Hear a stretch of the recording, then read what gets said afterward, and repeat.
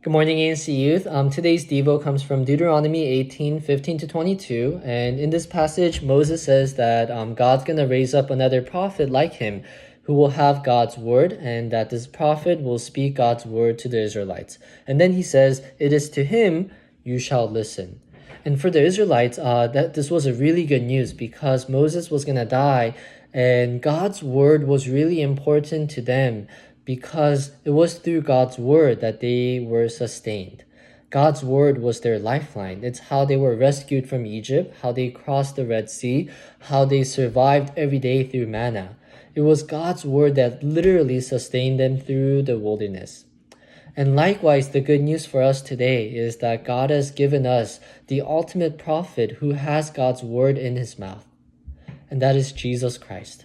And when we listen to him, God's word's gonna be our lifeline in this season of quarantine and AP exams where we're stressed and where we have just heard that it's gonna this quarantine's gonna last a couple more months more, right?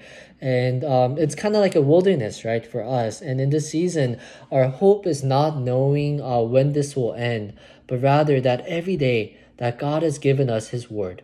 And that when we eat his word, when we take in his word, that it's going to give us life, that it's going to sustain us, that it's going to give us strength.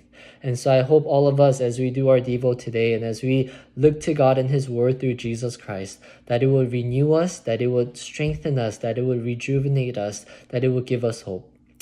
Love you guys, miss you guys, have a good day.